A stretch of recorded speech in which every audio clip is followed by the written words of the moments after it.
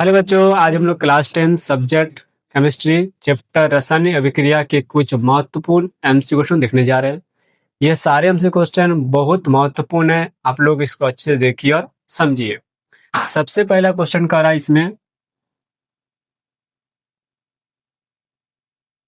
जब किसी अभिक्रिया के समय किसी पदार्थ में ऑक्सीजन की वृद्धि होती है तो निम्नलिखित में से क्या कहा जाता है।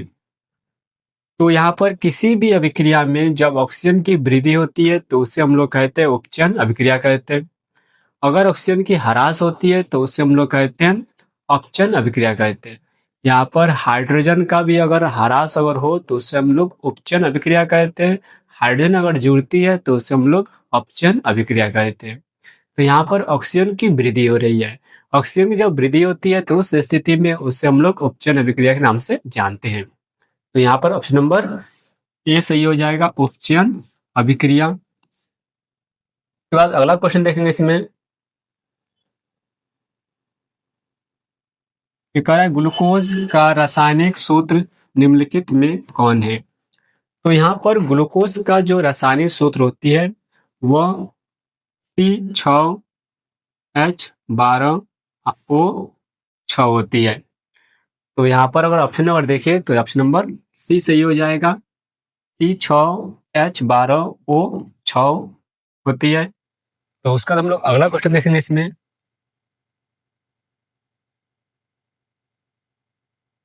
रासायनिक अभिक्रिया में भाग लेने वाले पदार्थ को कहा जाता है। तो यहाँ पर रासायनिक अभिक्रिया में जो पदार्थ भाग लेती है उसे कहते हैं अभिकारक कहते हैं, और जो पदार्थ बनती है यानी कि नया पदार्थ उसे कहते हैं उत्पाद कहते हैं। तो यहाँ पर ऑप्शन अगर देखें तो इसमें अभिकारक सही हो जाएगा, ऑप्शन नंबर ए सही होगा। इसके बाद हम लोग अगला क्वेश्चन देखेंगे इसमें, क्वेश्चन कह रहा है कि श्वसन किस प्रकार की रासायनिक अभिक्रिया है। तो यहाँ पर श्वसन अगर देखें तो श्वसन यहाँ पर किस प्रकार की रासायनिक अभिक्रिया है। तो श्वसन जब होती है तो इस स्थिति में ऊर्जा का निर्माण होती है, और किसी भी अभिक्रिया में जब ऊर्जा का निर्माण होती है तो उसको हम लोग कहते हैं ऊष्माक्षेपी अभिक्रिया कहते हैं। तो यहाँ पर आ जाएगा ऊष्माक्षेपी अभिक्रिया होगा, ऑप्शन नंबर बी सही हो जाएगा, ऊष्माक्षेपी अभिक्रिया। इसके बाद हम लोग अगला क्वेश्चन देखेंगे। तो ये क्वेश्चन कर रहा है, अगला क्वेश्चन कर रहा है इसमें, साग सब्जियों का विघटित होकर कंपोस्ट बनना किस प्रकार की अभिक्रिया है। तो साग सब्जी जब विघटित होकर कंपोस्ट बनती है तो इस स्थिति में भी ऊर्जा का निर्माण होती है, तो इसे भी हम लोग ऊष्माक्षेपी अभिक्रिया कहते हैं। तो यहाँ पर हो जाएगा ऊष्माक्षेपी अभिक्रिया। किंतु यहाँ पर किसी भी अभिक्रिया में जब ऊष्मा का अवशोषण हो रही है यानी कि ऊष्मा का वह ह्रास हो रही है, ऊष्मा वो ले रही है, तो उस स्थिति में उसे हम लोग कहते हैं ऊष्मा शोषी अभिक्रिया कहते हैं। तो यहाँ पर ऊष्मा का अगर निर्माण हो तो उस स्थिति में हम लोग उसे ऊष्मा क्षेपी अभिक्रिया के नाम से जानते हैं। तो इस स्थिति में साग सब्जियों का विघटित होकर कंपोस्ट जब बनती है तो इस समय ऊर्जा का निर्माण होती है, इसलिए इसे हम लोग ऊष्मा क्षेपी अभिक्रिया नाम से जानते हैं। तो ऑप्शन नंबर यहाँ पर बी सही हो जाएगा। इसके बाद अगला क्वेश्चन देखेंगे इसमें, जो कह रहा है कि Na2SO4 प्लस BaCl2 त्रिका निशान NaSO4 प्लस 2NaCl, इस अभिक्रिया में BaSO4 का संयुक्त अवक्षेप बनता है, अतः इस अभिक्रिया को कहते हैं। तो यहाँ पर किसी भी अभिक्रिया में, किसी भी रासायनिक अभिक्रिया में जब कोई पदार्थ अवक्षेप बनती है, अवक्षेप का मतलब होता है अघुलनशील पदार्थ अगर बन रही है तो उसे हम लोग कहते हैं अवक्षेप कहते हैं। तो यहाँ पर जिस रासायनिक अभिक्रिया में अवक्षेप का निर्माण होती है उसे कहते हैं अवक्षेपन अभिक्रिया कहते हैं। तो यहाँ पर ऑप्शन नंबर ए सही हो जाएगा, अवक्षेपन अभिक्रिया। इसके बाद अगला क्वेश्चन देखेंगे इसमें, जो कह रहा है इसमें CaCO3 त्रिका निशान CO प्लस CO2 उपरोक्त अभिक्रिया किस प्रकार की है। तो यहाँ पर अगर एक यौगिक टूटकर दो यौगिक का निर्माण करती है तो इसे हम लोग कहते हैं वियोजन अभिक्रिया कहते हैं। या अपघटन अभिक्रिया कहते हैं। तो इस स्थिति में यहाँ पर अपघटन अभिक्रिया हो जाएगा इसका आंसर। ऑप्शन नंबर सी सही हो जाएगा। इसे हम लोग वियोजन अभिक्रिया के नाम से भी जानते हैं। उसके बाद अगला क्वेश्चन देखेंगे इसमें, जो कह रहा है इसमें लेड नाइट्रेट चूर्ण को एक प्रणाली में लेकर गर्म करने पर भूरे रंग का धुआं उत्सर्जित होता है। यह धुआं, तो यहाँ पर लेड नाइट्रेट के चूर्ण को जब हम गर्म करते हैं तो इस स्थिति में यहाँ पर नाइट्रोजन डाइऑक्साइड गैस का धुआं निकलती है जो भूरे रंग का होती है। ऑप्शन नंबर बी सही हो जाएगा। इसके बाद हम लोग अगला क्वेश्चन देखेंगे इसमें, जो कह रहा है अम्लीय जल का विद्युत विच्छेदन के फलस्वरूप हाइड्रोजन और ऑक्सीजन गैस इलेक्ट्रोड पर उल्टे प्रणाली में जमा होता है। इसके आयतनों में क्या संबंध होगा? तो यहाँ पर अगर देखें तो इस स्थिति में यहाँ पर जल रखा हुआ है और यहाँ पर दो इलेक्ट्रोड है। ये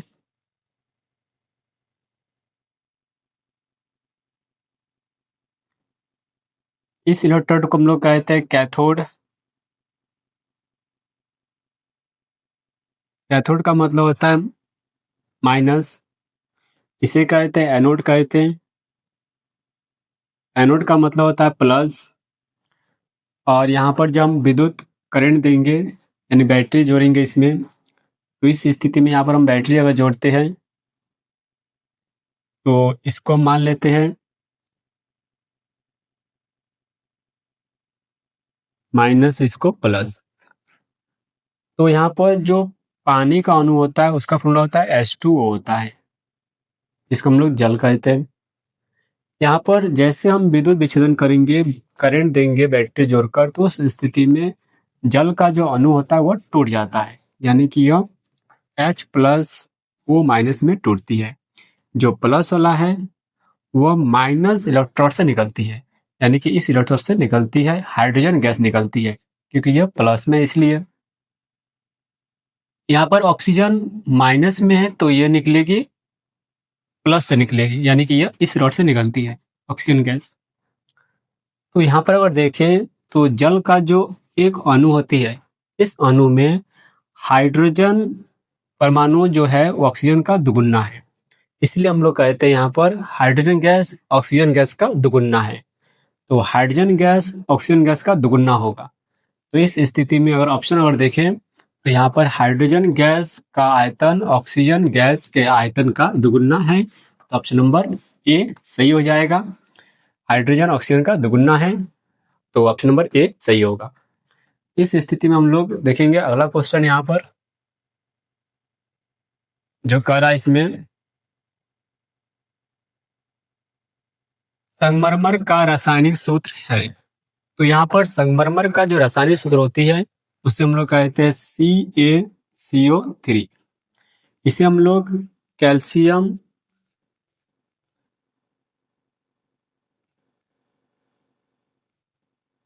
कार्बोनेट भी कहते हैं।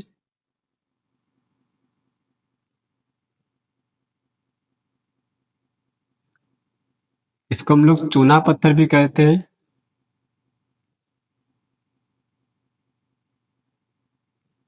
और इसी को हम लोग कहते हैं संगमरमर भी कहते हैं। तो यहाँ पर ऑप्शन अगर देखें तो ऑप्शन नंबर सी सही हो जाएगा। इसके बाद हम लोग अगला क्वेश्चन देखेंगे इसमें, जो कह रहा है रासायनिक अभिक्रिया CuO प्लस H2 का निशान Cu प्लस H2O में H2 का क्या होता है? तो यहाँ पर H2 में देखें तो ऑक्सीजन की वृद्धि हो रही है, तो इसका मतलब है कि H2 का उपचयन हो गया यहाँ पर, यानी ऑक्सीजन की वृद्धि हुई है। और इस स्थिति में उपचयन को हम लोग कहते हैं ऑक्सीकरण कहते हैं। तो यहाँ पर हो जाएगा ऑक्सीकरण हो जाएगा, ऑप्शन नंबर बी सही हो जाएगा। इसके बाद हम लोग अगला क्वेश्चन देखेंगे इसमें, जो कह रहा है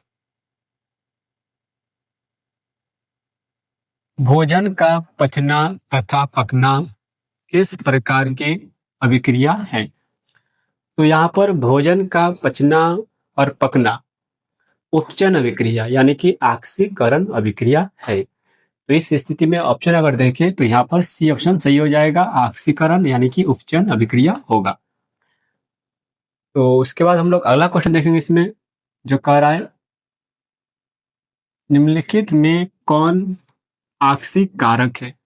आक्सीय कारक का मतलब होता है दो दूसरे को आक्सीकृत करा दे, उसे हम लोग कहते हैं आक्सीय कारक कहते हैं।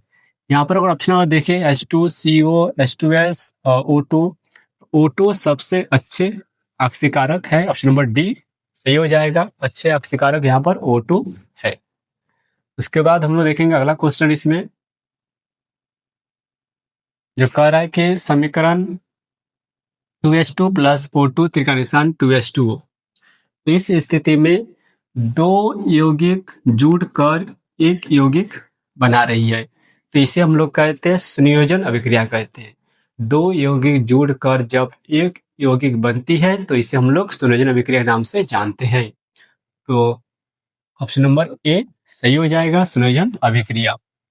इसके बाद हम लोग देखेंगे अगला क्वेश्चन है, जो कह रहा है रासायनिक अभिक्रिया के दौरान किसी पदार्थ में ऑक्सीजन का योग कहलाता है। तो किसी भी रासायनिक अभिक्रिया में जब ऑक्सीजन का संयोग होती है, योग होती है, तो उस स्थिति में उसे हम लोग कहते हैं उपचयन अभिक्रिया कहते हैं, यानी कि ऑक्सीकरण अभिक्रिया कहते हैं। तो यहाँ पर ऑक्सीकरण अभिक्रिया जो है उसे हम लोग कहते हैं उपचयन अभिक्रिया नाम से जानते हैं, क्योंकि इसमें ऑक्सीजन का वृद्धि यानी ऑक्सीजन का योग हो रही है, ऑक्सीजन का संयोग हो रही है, या ऑक्सीजन का योग हो या ऑक्सीजन का वृद्धि हो, उसको हम लोग उपचयन अभिक्रिया नाम से जानते हैं। तो यहाँ पर हो जाएगा उपचयन अभिक्रिया हो जाएगा, नंबर बी सही हो जाएगा। इसके बाद अगला क्वेश्चन है इसमें,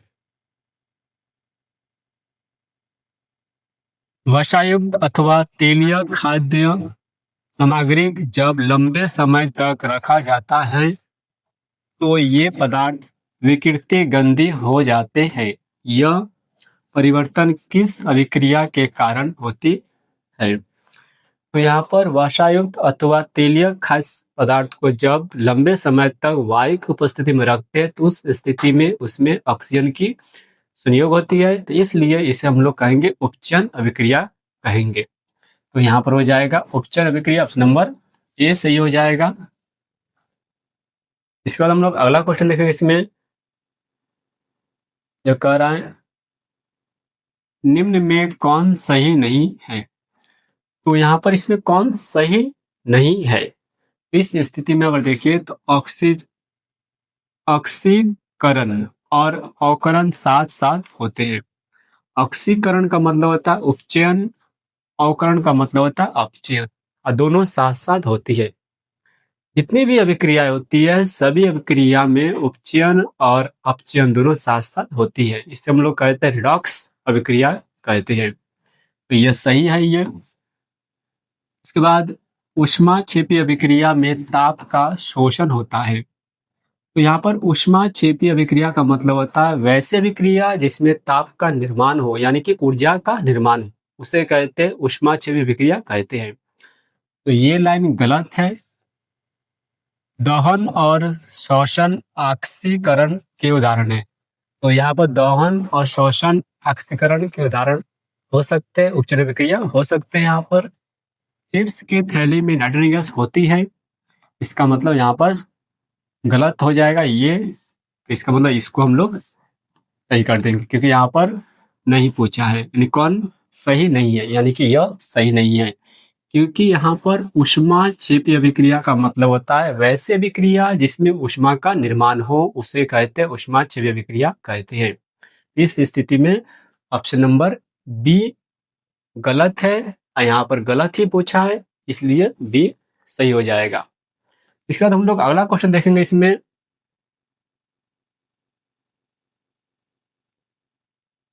उपचयन अपचयन अभिक्रिया को क्या कहते हैं। तो उपचयन अपचयन अभिक्रिया को रिडॉक्स अभिक्रिया कहते हैं। तो इस स्थिति में यहाँ पर हो जाएगा रिडॉक्स अभिक्रिया हो जाएगा, ऑप्शन नंबर ए सही हो जाएगा, रिडॉक्स अभिक्रिया। के बाद अगला क्वेश्चन है ये, संक्षारण किस प्रकार की अभिक्रिया है। तो यहाँ पर संचारण का मतलब होता है किसी भी धात्विक पदार्थ को जब खुली हवा में छोड़ दी जाती है तो उस स्थिति में उसमें ऑक्सीजन के कारण उस धात्विक पदार्थ का कुछ ह्रास होती है। इसी को हम लोग संचारण कहते हैं। तो यहाँ पर ऑक्सीजन के चलते हो रहा है, इसलिए इसे हम लोग उपचयन अभिक्रिया कहेंगे, यानी कि ऑक्सीकरण अभिक्रिया कह सकते हैं। तो यहाँ पर हो जाएगा ऑप्शन नंबर डी सही हो जाएगा, उपचयन अभिक्रिया। इसके बाद हम लोग अगला क्वेश्चन देखेंगे। इसमें जो कह रहा है एलपीजी से गैस रिसाव का पता किससे लगता है। तो यहाँ पर एलपीजी जो है उसमें लीकेज का पता एक प्रकार का गैस होती है जिसको हम लोग इथाइल मरकैप्टन कहते हैं। तो इथाइल मरकैप्टन के चलते ही लीकेज का पता चलता है, क्योंकि ये एक प्रकार का गंधशील गैस है। तो यहाँ पर इथाइल मरकैप्टन होगा और इसका रासायनिक सूत्र होती है C2H5SH होती है। इसे कहते हैं इथाइल मरकैप्टन कहते हैं। और इसी इथाइल मरकैप्टन के चलते हमें एलपीजी के रिसाव का पता लग चलता है और ये एक प्रकार का गंधशील गैस है। तो इसमें टोटल 20 एमसीक्यू क्वेश्चन है। ये सारे एमसीक्यू क्वेश्चन बहुत महत्वपूर्ण है। इस क्वेश्चन को आप लोग अच्छे से देखिए और समझिए। धन्यवाद।